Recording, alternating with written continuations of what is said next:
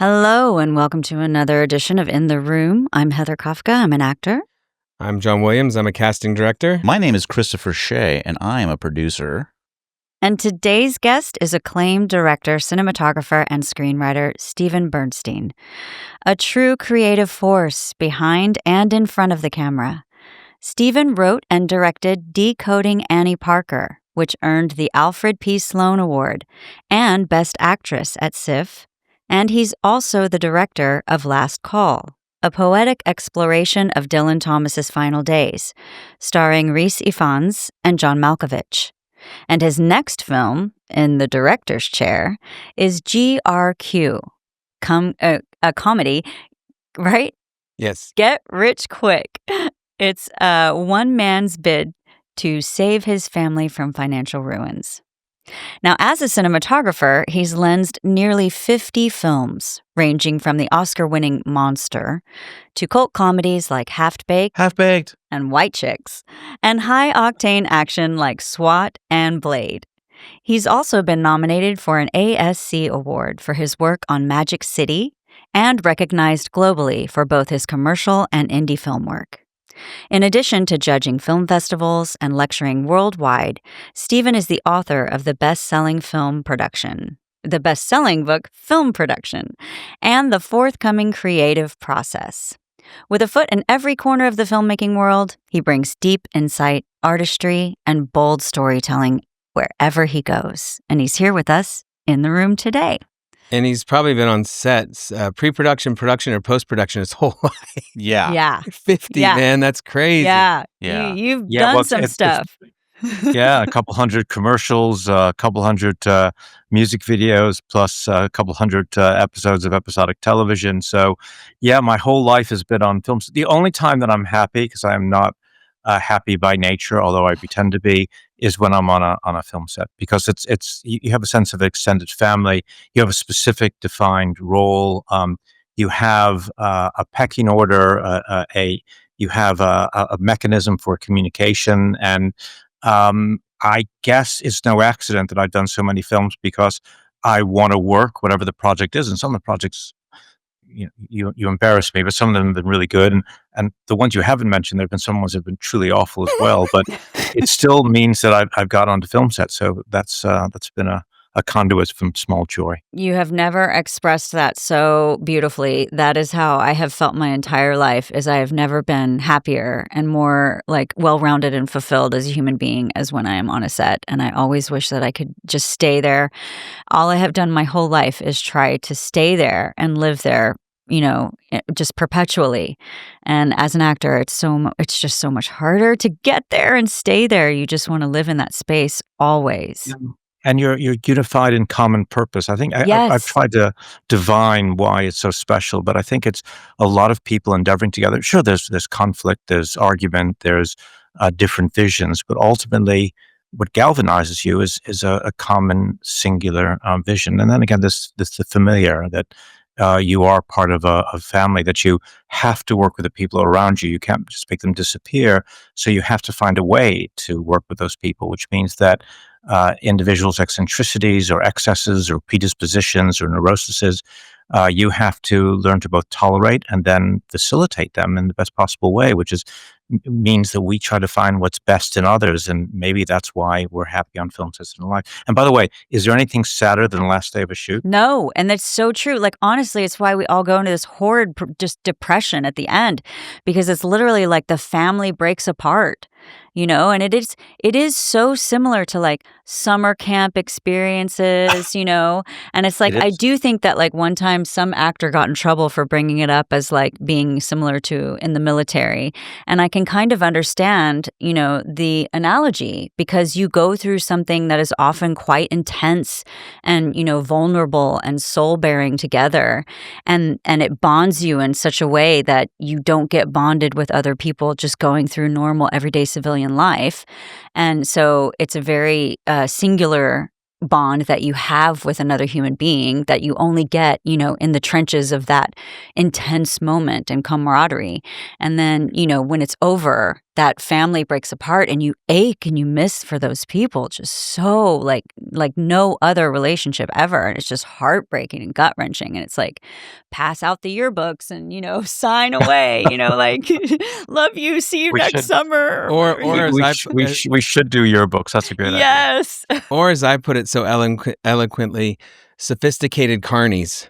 Yes, Yeah. we are. Sometimes unsophisticated. It is. Let's not kid You're- Come on, ourselves. You're you're telling me talking about the half-baked wasn't sophisticated? G&E? Don't be unkind. Right.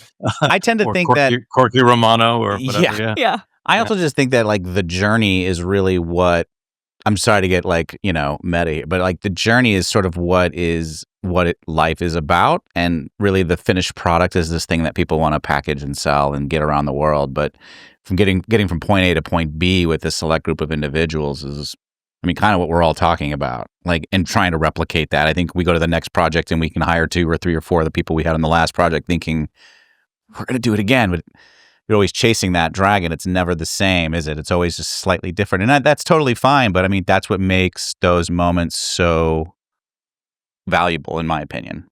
Beautifully said, and that's exactly right. And we like to think that the world is causal, and we like to think that as we labor, that the films we make will all be great.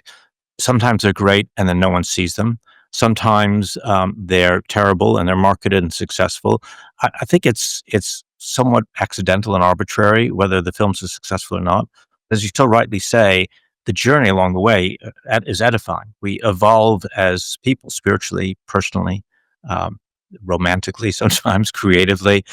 We're always better for having done a film, whether the experience is a good or bad one, because of that crucible, that intensity of labor and experience, and this dynamic of having to do creative work with others who may be in conflict with us, but we have to overcome it. I think it's hugely important. We learn to apologize. We learn to forgive. We learn to seek forgiveness, and we learn our own vulnerabilities. And others see our vulnerabilities, but also see our virtues. It probably is a stretch to say it's like the military because we're not in fear of our lives. But I get, in other sense, this idea of this intensity of experience. I think you're spot on. It is too quite like raising children, where you have, this somewhat creative process, but you are not entirely control of the outcome. You have a desire for and a wish for it to be a great project in the end, but, it is also not entirely up to you. It is its own thing on its own journey to what it will become. That doesn't always entirely up to you, especially in cinema when it is a group project, so to speak. And so I, as an actor, I'm not always in charge of what the editor will take on at the end of the day. What's interesting is a cinematographer, and we haven't had a cinematographer on here, like that loss of control, but so much control once you hand it over to the editor. Has that been? Oh yeah, particularly it's very funny. Contractually, production is not obliged to hire you to do the digital intermediate, the color grading. A lot of what you see on screen has been created in the post-production. You can change the contrast, the colors, the saturation. You can even put what's called power windows around individual objects, make them darker, lighter, move the shadows around, drop like Apocalypse Now. You can drop Brando into shadow if you want to completely, or increase the exposure dramatically. I've shot TV shows where I was horrified to see that they took my dark, shadowy, ominous photography, and then they made it look like the interior of a supermarket because they want to see what they would call the money, the actors. You can't see the actors too shadowy. But I did that for a specific reason. It creates a visceral response in the audience, and I wanted it dark, but they didn't. So, and because they're not obliged to hire you for post-production, and because you ultimately don't have the final creative say, with some exceptions, on what the film looks like, it is frustrating that someone else will take your work and change and adjust it. Not just in cinematography. What about the marketing department? What about the sales department? When we did Monster, which won an Oscar later, and made a lot of money later, no one would buy it. The word on the street was a film about a woman serial killer. Not interested, can't sell it. Finally, Blockbuster, you remember Blockbuster Video? Oh yeah. They bought it because there was a love scene between Charlize and Christina Ricci, and they thought they could take that photo and put it on the cover and make it look like kind of a sexy lesbian romp, and that way they could sell some videos in their stores, and that's honestly why they bought it. And Charlize and Patty begged them to have a limited release in a cinema in New York and cinema in Los Angeles, and the rest is, of course, legend. The queue a line around the block twice in New York, same in Los Angeles. Went from 2 to 8 to 15 to 70 to 170 to 500 screens. Made over $100 million, won an Oscar. But that was not something they could control. It looked to them like that no one would ever see that movie. So there's so much beyond our control. So as you rightly said, better enjoy the journey because you don't know the outcome. I had no idea that the cinematographer was not. I mean, are you sometimes hired for post and sometimes not? Yeah, you do it for free.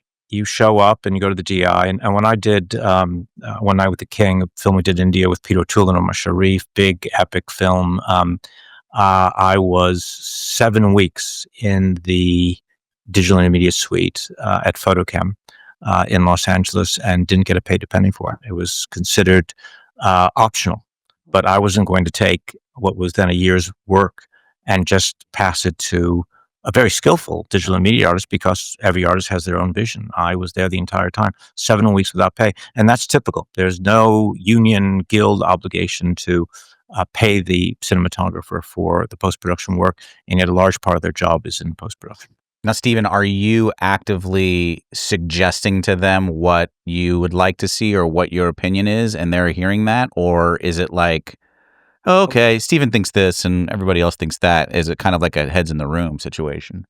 Well, it's not entirely different from working with actors, I guess, because actors evolve and understand. When I write for my actors, I write hundreds of pages of backstory, imagined backstory, even if it's a historical figure. Stuff I did with John Malkovich, for example, I gave John, one of the world's great actors, over 250 pages of imagined backstory of who his character was, only so he could then run with it. It didn't mean that I was, although it sounds like I was, prescriptive. It was only meant to be inspirational, to stimulate in his own mind processes that he might find useful. He then drew on other sources and had his own ideas, and we discussed them and went backwards and forwards. And, in the end, it was a synergy between us, and the character evolved. It was a great character. He did a lovely performance. In post-production for the cinematographer, you're allowed that space entirely to yourself with the engineer, with the technician, and you create a creative vision, and then you present it to the director, who's usually sympathetic, and usually you've decided beforehand what your intention, what your visceral intention is, because I like to think cinematography is non-specific. When you write a script, you can write exposition, and you can have a specific idea that you lean into, that you want to evolve in a scene. Cinematography, when you decide to drop into shadow or make it slightly orange or blue, or to use a handheld camera, or to use a wide angle lens or a telephoto lens or a certain type of filter, much more difficult to quantify the effect these things have on the audience. They have a profound effect, but difficult to quantify. It's more of an intuition that you as an artist, as a cinematographer has. So I do that. I create my vision, that I present to the director and then subsequently to the producers. Usually in my career, be it the Wayans, who I think always took what I did, be it Adam Sandler on Waterboy, or be it something darker like Monster, or the work I did with, although still comics, still darker with Noah Baumbach in New York. They pretty much bought into what my vision was. They had that much respect for me. But there's stuff I did in television where, as I said, I was shocked, and I was told by the network executives or the studio executives that whether I liked it or not, this is what they felt was going to be most satisfying to their demographic. Yeah, I think too, just talking about how, journeying from point A to point B in the start of our conversation and just feeling like, art in general is mostly a collaborative art form, like film and television and music and theater. You're working with all these people and it's all very, very collaborative. And I feel like at the lower dollar amounts, the lower budgets, that stretches a little bit longer because they just don't have an arsenal of people to do it for you, essentially. But when you start getting into larger bank accounts and, stock represented companies, that kind of thing, people start closing that wall off really quickly to how far the collaboration goes, and basically and that's why things like Final Cut get negotiated into like people's contracts and whatnot. But I don't know. I think Monster's a really great example because I know how you could feel it in a way that movie kind of hit a dead end, and then a little bit of time went by, and then it just exploded because it was just everywhere all of a sudden. And it's a good movie. I think it's 100% a pretty good movie for the most part. The acting's great, the cinematography is incredible, the production design's incredible. The music's great. So it was just one of those things that definitely benefited from like a delayed hit. But the only reason why I think, and what I'm hearing is why it was delayed in the first place was because there was this wall up, this anti-collaborative wall, if you will, that was sort of like instigated, not to point fingers, but by the money people who were just sort of like guarding an investment. But in actuality, 85-90% of the time don't really have any kind of like artistic background, merit, or license to even suggest those things in the first place. They're just protecting, that's a hugely money in the bank. Hugely important point. And that's really at the very center of all the problems that we have in film. Film's an expensive medium to work. So you take, for example, all the books that have been written, Save the Cat, et cetera, about the three acts. I'm absolutely convinced that the three act structure is misguided, specious, and ultimately subversive. It stops you from writing well. And yet they'll cite Aristotle. They're not really thinking about Aristotle. They're thinking that because it is a orthodoxy that everyone has accepted, it's safer. And whenever you have an executive who's in charge of curating the money that you're given, they will always go for the orthodoxy and the most conservative of paths forward, not because they necessarily think it's right, but because they think it's a safer course for them. Because if you're a middle-level executive at a studio and you do something radical like saying, oh, we'll hire Charlie Kaufman and we won't have three acts. And we'll hire Steven Bernstein, we won't have three acts. We won't believe in an inciting incident. We'll actually suggest that a film's about character rather than about narrative, because narrative is a device to serve character. But what we're interested in as people is other people. We're not just interested in story. Stories can be banal and uninteresting. People are never banal and uninteresting because they are a mystery to us. And that's why we use story to try to, again, divine what a person's about. But if you say that to a middle-level executive and he goes to, or she goes to their senior person and says, we're doing something radical here, and it goes wrong, I promise you they'll lose their job. Yeah, exactly. Whereas if they go and they say, we're doing the same thing that every other film is doing, we're leaning into Aristotle, we're leaning into Robert McKee, we're leaning into Save the Cat. And by the way, 90% of films follow that orthodoxy. Yes, the status quo. News alert. Here's the news alert. 90% of films fail. Yes. Financially. So if you did a scientific experiment that failed 90% of the time, would you continue to do it? Or would you think that maybe you might want to change your formula a little bit? But not in Hollywood, because money is stultifying. We're fear-driven. Same thing what you mentioned, actors. I directing actors in theater and in film for over 40 years. I love them. I worship at their altar. They're the conduits of my ideas. And yet the idea of a really skilled actor going from theater to film in the US is virtually impossible because you don't see the orthodoxy of their box office success that preceded it. So you're thinking, my God, I better not hire them. They might not be good box office. Sure, and we got a casting director here, so he guide me better. But sure, this is a person worth taking a risk on. But in a lead of a $50 million film, and you're just going to say that to the studio, we've got someone you've never heard of who's done some independent theater off Broadway, and we think they should lead the charge in this movie. Good luck. The answer's no. What's going to draw people to the theater? I'm not going to say names, but I was at a table with a financier and an actor, and the actor was like, why did you hire me? And he was like, because you're worth this in Asia, you're worth this in South America, you're worth this in Australia. That's got to feel great. Yeah. Yeah. Yeah, that's your value. We're inherently talking about people's values. That's really uplifting. But also, particularly if you're a great actor and you're not of value in Japan because no one's seen you. Yep.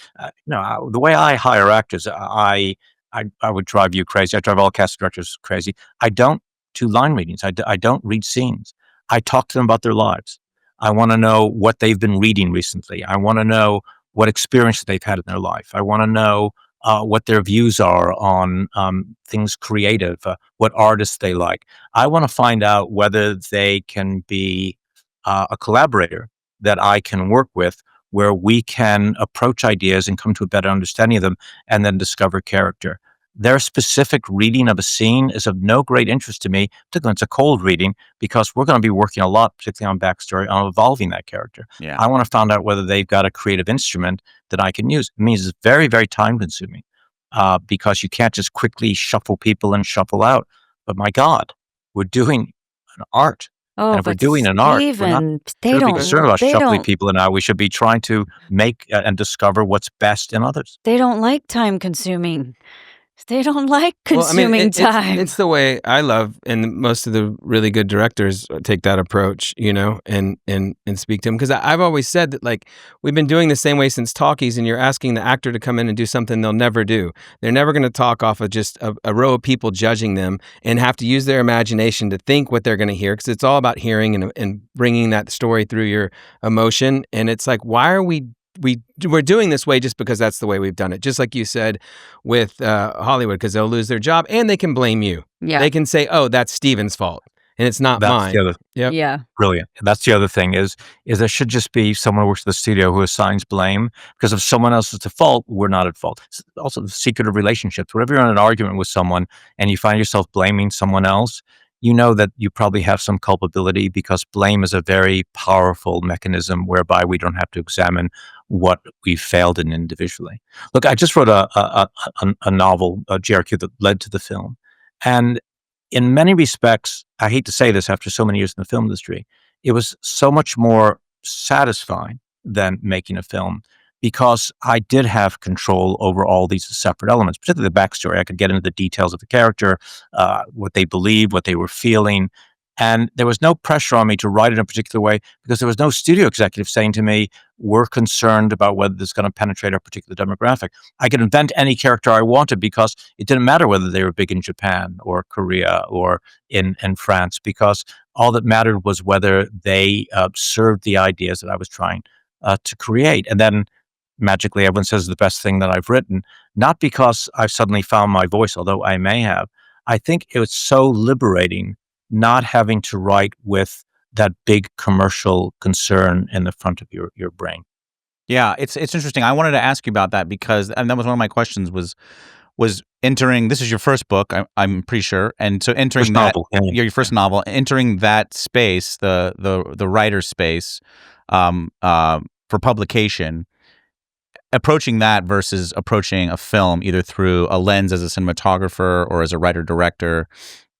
You mentioned having total control, but it also just seems like you have ultimate freedom to explore your own thing. And when you put the period down and close the last page, that's it. That's what's going there. I mean, you maybe have someone you trust that you show it to just to kind of give it a once over, and there's probably some editors involved. But now that thing's out in the world, and I have two friends who have that book. I think it just came out last month, right, in July. It did. Yeah. So I have two friends who are reading it right now, and they're saying it's incredible. So I just want to ask, like, you say it's totally liberating, but is this like something that, I think you just celebrated your birthday back in July too. It's like, do you wish you'd gotten into this back in your 40s or back in your 20s even? Was that? You guys are on a roll. You've hit something really important, because it's not just in the writing the book. Yeah, the way I write is I've tried to eliminate all the physical impediments to creative expression.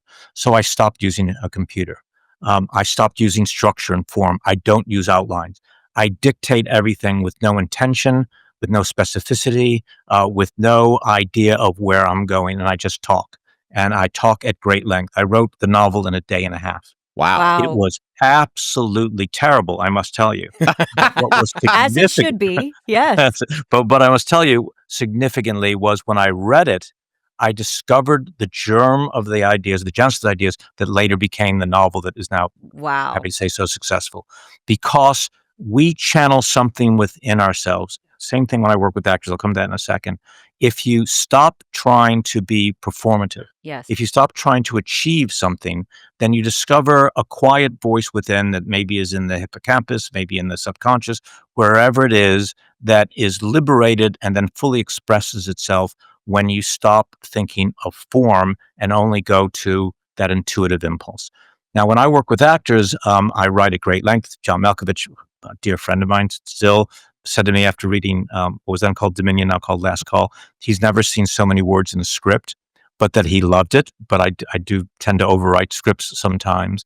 But when he and I began with Tony Hale to improvise based on the backstory I'd given and the backstory I'd given Tony, and all those words that were on the page, then we discovered something entirely different from anything that I had written, anything in the backstory, anything that John or Tony had envisioned. But there was this new magical moment where all these things came together and they were channeling something from within themselves. And there's a scene between them, do see the film if you can, where they're talking about the nature of identity and art. That's absolutely spectacular. About half of it I wrote, the rest we improvised on the day. Another scene where Reese, as Dylan Thomas argues with the spirit of his wife who's appeared magically in a bar where he drank himself to death, and they talk about the nature of marriage. About half of it scripted, the rest improvised based on their own traumatic personal relationships. And it was the best scene I've ever written, or inspired, I guess, because I only wrote half of it, and some of the best acting that I've seen, because everyone was in that intuitive world of complete and utter presence without thinking of that performative issue. And it goes back to what we were just saying about money. If you're thinking about what's going to make the most money, you're thinking about performance. You're thinking about choosing your cast based on who will generate the most revenue. You're not thinking about who the best cast is. So many films have attachments. They bring actors to films and then try to raise money based on that attachment. Actors who will attach very often are the ones who aren't employed. And they're not always the best actors, but they may have big names from yesteryear. And they go around town with these attached actors who are lovely people, but maybe entirely inappropriate for the creative vision of the project. But the only person you get and you raise money on them.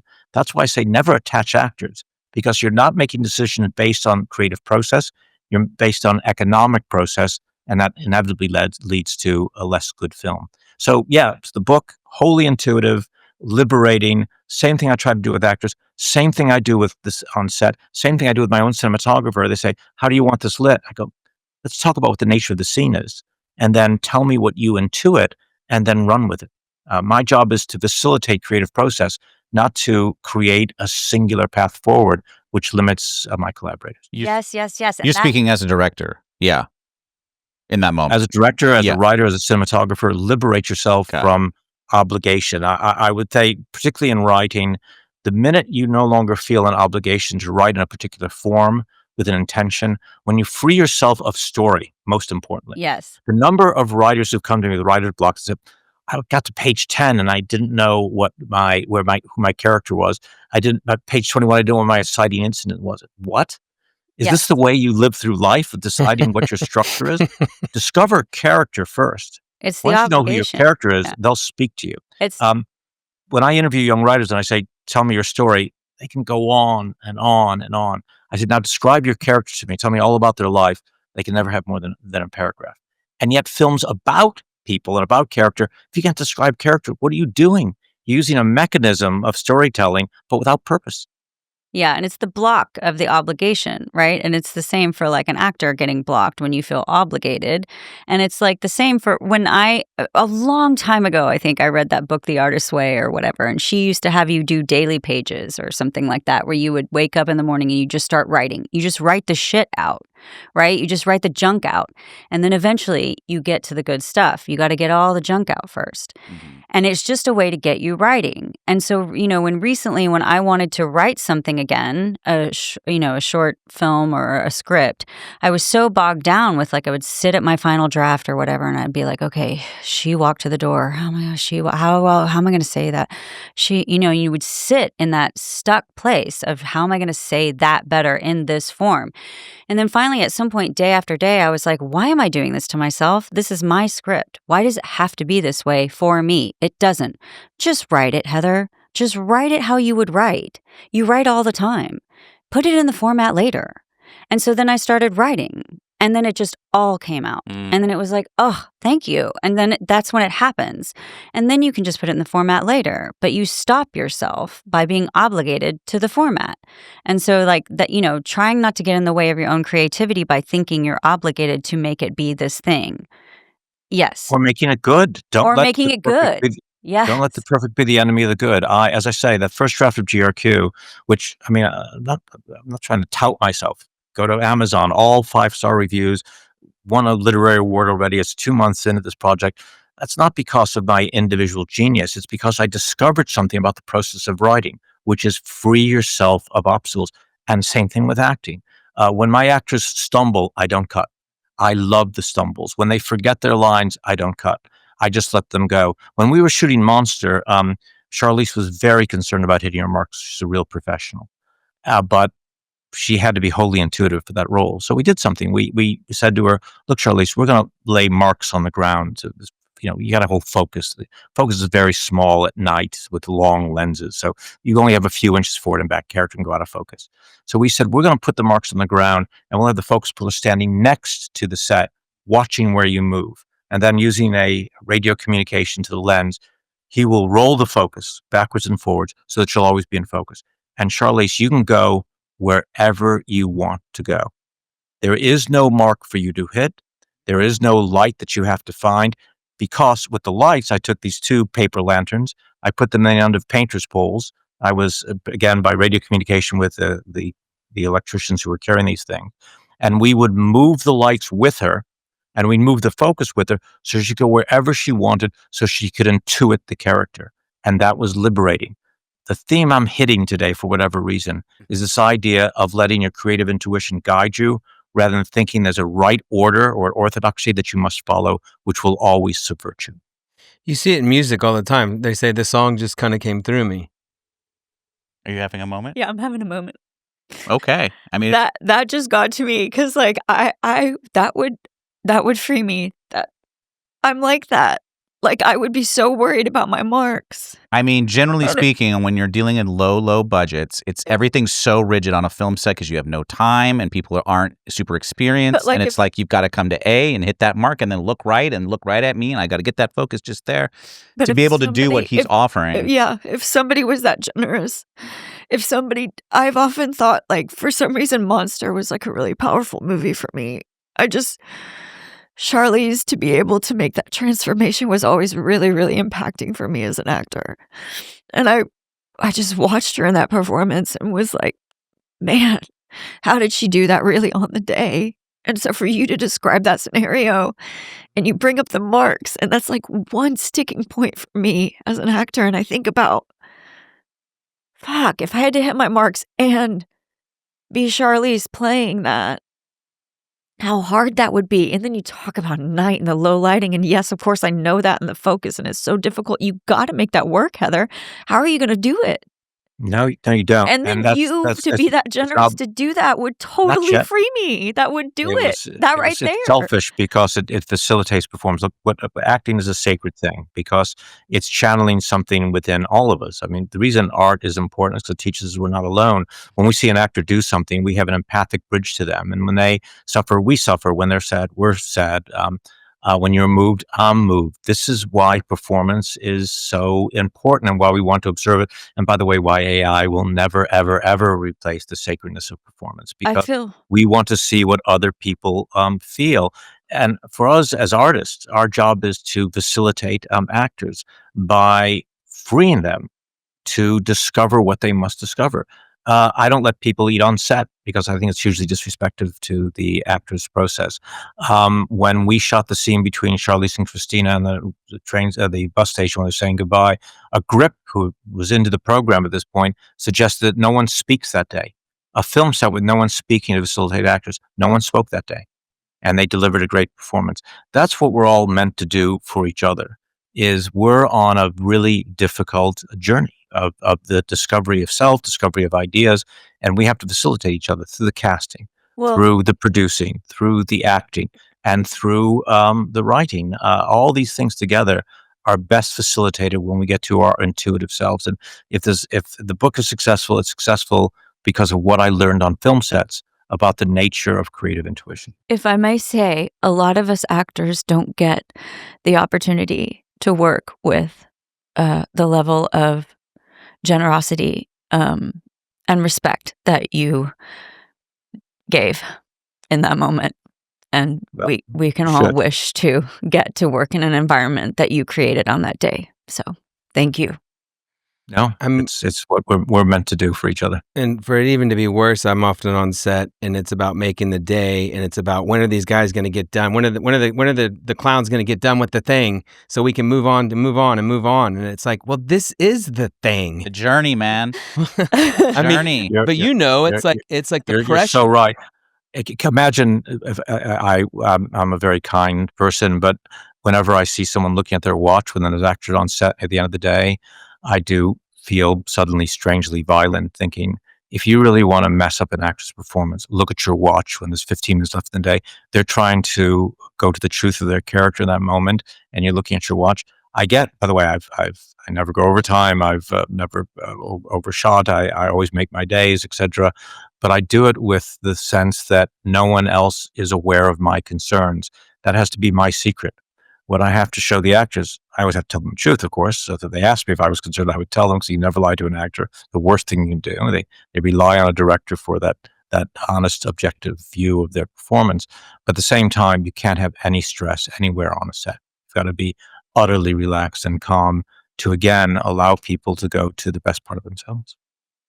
Yeah, Did you 100%. did you think, I mean, you started in cinematography. Did you think that you would always stay there, or did you think that you wanted to get to Uh, more telling it, of the story it's a and have more weird, control, or what? Yes, Stephen, take us How back to the school Yeah. days of a How young it's a Stephen. you know how weird you journey, began? Heather. How I did wanna you know. Yeah, grow? I wasn't trained as a cinematographer. I was trained as a writer. I was at the Yes. BBC writing program. I was meant to be, in the mill at the BBC, and we were in the middle of all this, and they were training me as a writer, as a director. It's a great training to have had. I'm trained in sort of a classical TV background, and there's no better training than BBC.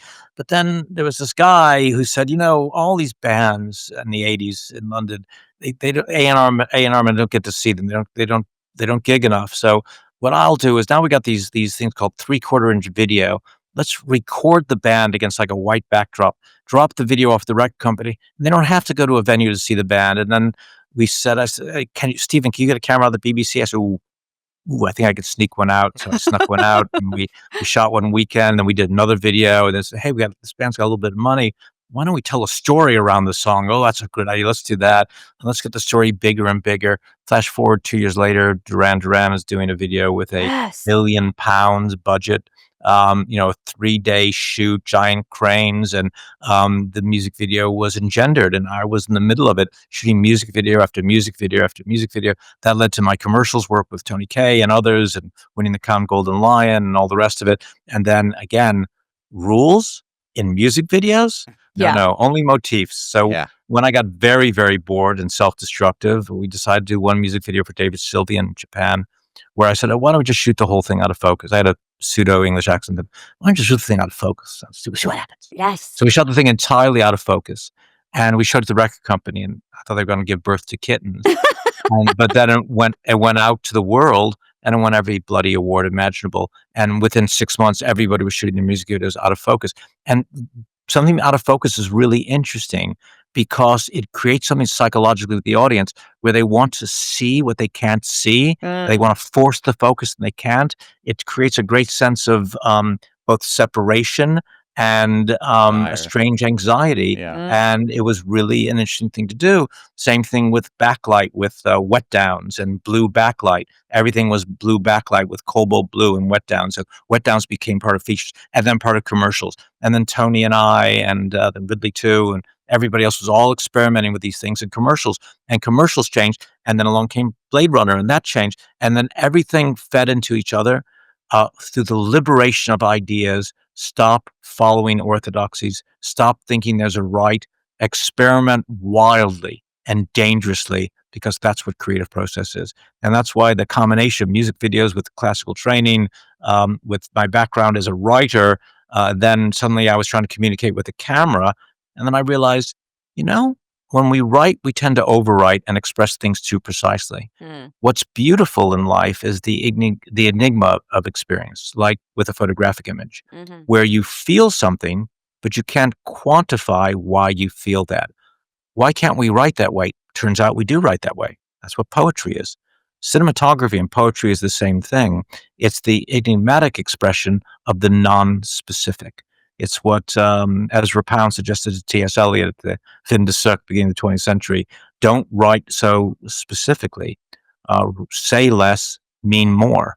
It's haiku. It's photography. It's great painting. It's what a lot of contemporary art is about, getting to essence rather than specific. It's what makes some of those translations from the page to the screen also very, very interesting. You know, I remember Alex Garland doing that movie Annihilation a while back. The original text for that was a very abstract book that didn't have I mean, he had to do a lot in terms of getting a story across. And I think even by the time he presented it to the studio, you know, you have 5 female protagonists who are going into this mission basically. And they were just like, we have to add this and this has to happen. And there's no way the audience is going to understand this. And I can only imagine like the kind of arguments he must have been having where it was like, give them a chance to like think or feel. Right. Give them that moment, you know? And I just think it's an incredibly underrated opinion these days. It's just like we're just, like you were saying, so regimented and programmed to be doing this, the status quo. Tarkovsky, I mean, tried to figure his films out, but you experience it. Late Kurosawa, you can't always figure out what Dreams is about, but you feel it. Days of Heaven, there's virtually no dialogue in Days of Heaven, but if you're not crying 5, 6, 7 times that movie and feel deeply connected to character, non-specificity. It is the enigma of experience, and it's what we all experience as life. When you're first falling in love with someone, you know that moment where you're not sure whether they love you or not? That's a special experience. Try to put that on the page as exposition. Impossible. But have a look, have a camera, have the camera push in with a glance, have a glance away, and that uncertainty, that is moving. Now, as a novelist, I incorporate that in the novel. I have characters look at each other and I don't say what they're thinking all the time. I have this fragmentary experience, which, as I cited, is right now hugely successful in the marketplace. But not because I was trying to anticipate the market, just because people respond to art used in that way. I have two questions. Well, one, Tony Kaye, and I worked for him. Amazing. Back in 3/4 days. Did a lot for RSA, so shout out to those guys. They're amazing. They're great people. Great people, and I mean, amazing artists. My question is through the lens and where your history is, where you started, that evolution and education of acting in that way. I've never talked to a cinematographer that's been so close to, and now into directing.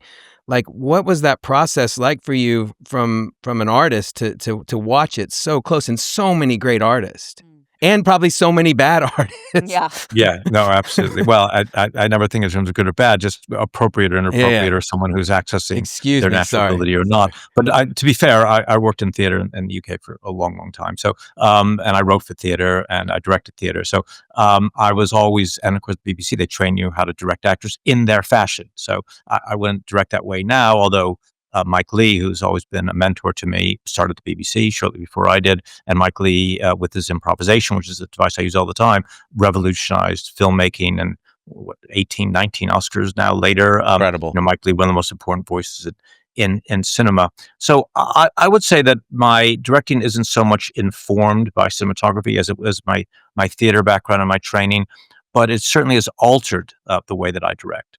In that I don't always think that an actor has to express specifically what my intention was at that moment. I don't mind when I give them a note. My notes sometimes suggest a parallel and contradictory ideas. A lot of schools of direction say you've got to have a very clear through line. You've got to be very clear about your actors, about what the intention is. I feel the opposite. I think that, as you mentioned just a moment ago, sometimes early in a film, both the audience and the character, and for that matter, the performer, should be uncertain as to what their character entirely feels about an incident, a person, their own behavior, or some obstacle that may seem insuperable. There isn't that certainty of purpose in life, nor should it be in a character. And I like to see that complexity in a performance, and that means I have to give seemingly contradictory notes. There's nothing contradictory about the human experience. We're always thinking 2, 3, 4 things simultaneously that very often are in conflict with each other. And we can't decide what the right thing is. A great trick with young actors who are uncomfortable on set is you say, we're going to, in the improv we're about to do on camera, we're going to ask a question, and there's 3 potential answers. It's a trick one. You got to have to think about it before you come up with the right answer and say it.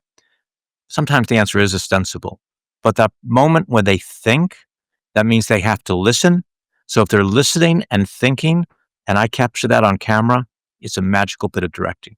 Because so often when actors are nervous, what do? They speak fast and they speak quickly and they jump lines. If you can make them think so they don't jump lines, then the performance can come infinitely better. You want them to slow down and be in that moment. Same reason I always say to young actors, I don't want you to go to your trailer. I know trailers are fun, makes you feel empowered and important. You're not allowed to go to the trailer. You're going to sit on set with me.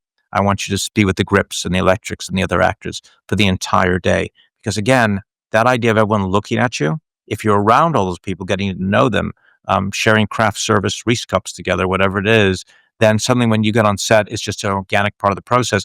It means you're not going to jump the line. You're not going to speak too quickly. You're not going to be concerned about showing that you're a good actor, which is what we're so concerned about when we're on set with all those hundreds of eyes looking at us. You're just going to be completely in the moment and into the genuine. And in terms of my pejorative assessment, it's always about whether it was real or not, whether it's good. The words good and bad never come out of this mouth. The words authentic is always coming out, and that's what we're looking for. And so if someone stumbles over a line and then gets it out or alters it slightly, but it's authentic, you have my approval. And nowhere in life does anybody want to go into a mobile home except for a set. Dude. Facts. That's I'm gonna steal that line if I may. You're absolutely, it's incredible. Something becomes incredibly precious, that somehow they want to stay in a mobile home. Absolutely right. No I don't disrespect know, man. to You get on people that. who've had the wheels taken Yeah. off of Florida. Yeah. You get on that guest star circuit though in LA, and those trailers become incredibly lonely. I mean, Yeah. They never seemed like a place I wanted to ever hang out. I get there's a place for you to go and like be by yourself for a minute, but I'm working in production and a long time ago doing film, I've always just been around all the people on set all day, and so I can't even imagine going to a place where I think my anxiety would like drown me because I would just be thinking like, shit, there's something I have to do right now. What is it? it can get anxiety inducing when Yeah. you're just like thinking the door's gonna knock any second. And, Well, and I always you're really catch actors on lonely. set worried about like their next thing, and I'm like, this, you got the This thing. is You're the here. thing. This Yeah. is the thing. Showing up. This is the 50%. thing. Yeah. So we're coming to a close. So get rich quick. Where are we headed with that? Go And I want to ask GRQ, like, just where the impetus came from, the spark that set the whole thing off, because this is something that you just made into a movie. So I just want to hear spark I to talked where to we're it at just- now. There's so much more. You guys are so much fun, and having three of you really creates a really interesting perspective because we've jumping all around, and if I've talked too much and not got to the points you want to, I apologize. No, this is amazing. We could do this for hours and hours. Goes And fast. hours. We could talk for It does hours. go Yeah. fast. You look up and you're blown through It's an hour. an hour rental, so Yeah. Yeah. studio. But we've got plenty of time, so don't feel pressure. Well. First of all, GRQ is it's about a guy who lies to his wife, always a bad idea, and says don't worry, everything's fine. And in fact, his house is about to be repossessed. So he's got 7 hours to raise the money to pay this rather cruel mortgage company. While telling his wife everything's fine. Unfortunately, there's a series of earthquakes going on in Los Angeles at the same time. So his house is kind of falling apart. His neighborhood's falling apart. Buildings are falling down. He still has to raise this money. And he meets someone, the incredible Tom Walker from the UK is a political commentator, comedian. If you haven't seen his work, you should, who sells him on the idea that all he has to do is invest all his money into crypto. And there's about to be a big announcement from a filmmaker named Steven Bernstein, who's doing a film called GRQ about a guy who's in trouble and maybe losing his house. And when that film comes out, because it's about crypto, it's going to go through the roof and he's going to make a fortune. And the announcement is coming that afternoon. Steven Bernstein is going to be on television making the announcement about this movie. Unfortunately, Steven Bernstein doesn't say what he's supposed to say, typical of Steven Bernstein, and things go awry, but it's a wild, comic, stressful, exciting adventure. So the book's a laugh. The book's kind of scary. I've spent months and months and months studying the blockchain and crypto world, which is a whole different conversation. But if you're investing all your money in blockchain, give me a call. But I guess it's not really based on anything illogical or specific. It's just wholly arbitrary. What somebody says on an individual day can sell the price up or down. But his whole life is based on this play that he makes. Well, that's not so very different when I attract investment in a movie and then have to put the movie out and find out whether I can sell it or not. And my investors are ringing me daily. Did you sell it? Is it going to be shown at Cannes? Is it going to be at Sundance? And I just don't know. And I realized that my life was not unlike a guy who lies to his wife and tells everybody around him everything's going to be okay. Because when you're making a movie and you're a producer director, you got a producer on the panel, what are we saying? It's going to be fine. Yeah. There's a risk. There's always a risk in 85% film. of everybody in LA But is it's- saying that Yeah. all the time. John- Everything's going to be fine. John Exactly. knows a lot about this as well. Mhm. This is a weird line, a very anxious line that you live on, or the character lives on, between desperation and ambition, right? Like on the one hand, you're Beautiful. wanting something to happen, but the other side, you're living so desperately because you need money. Yeah. and Right. for the best intention. And by the way, it's not that he's wishing it to fail. He wants it to succeed, not for himself. There's altruism there. He wants to see for his wife, for his children, for everybody he borrowed money from. He borrows money from everyone to make a bigger investment. Everybody then is on the ride. His family, his mother, everybody he borrows money from. And so that's why it's the big thriller element. Like you're just rooting for this guy who's done really bad things. He tells a lot of lies, but you're still rooting for him to succeed because where we start this conversation, this empathic bridge we have with each other. We want each other to succeed because we know the pain that life has for all of us. Ultimately, I mean, none of us get out of here alive, as Jim Morrison pointed out.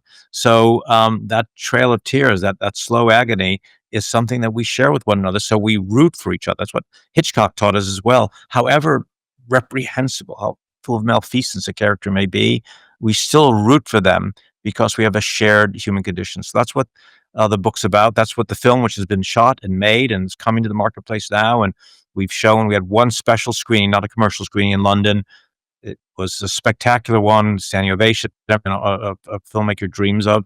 And then we'll know in the next months whether we're going to have the trouble and insuperable obstacles that Monster had, or whether it's going to make a lot of money all of a sudden.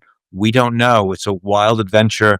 And my wife is annoyed with me. She calls me Marlon, who's the principal character in the book. Who's Oh, a reprehensible no. I was going to ask. Oh, no. I was going to ask, Steven, are there elements of your personhood Yeah. in Marlon in this book? I should bring my wife in the room, and she would say absolutely, and I would deny it unequivocally. But Right, but you I know. have made promises I shouldn't have made, not through misrepresentation, but just self-delusion. The first thing you guys said to me was about delusion.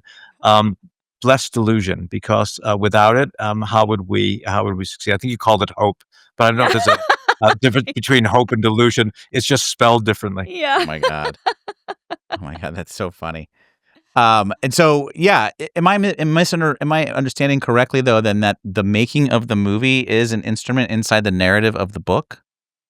Yeah, That's very the interesting. book, I appear in my own book. Okay. I appear in the movie as well. I don't appear as myself in the movie. I hired an actor to play me in the movie. Great. And then I appear as another character, and then I'm the voice of the beginning director, Tom, as the creepy director. So this wonderful meta, this mix. I mean, Yeah. Charlie Kaufman is a hero of mine. Love it. So you'll feel a lot of the Charlie Kaufman. And of course, the book is very different from the film, but both are the same kind of wild, strange, meta adventure. I think it's to do with the nature of my consciousness, is that I'm always half in fantasy and half in reality. Yes. That's an amazing place to live, honestly. I mean, Yes. I can't wait to digest both pieces of this. Same. I wonder if you watch the movie first eventually and then go read the book, if that has a different effect or something. That's Yeah. an interesting idea. Because most people are reading the book right now. That's the way and we've all then been waiting taught. for the film, and it should be interesting. It's very, very different because the book is much more about the interior life of the character.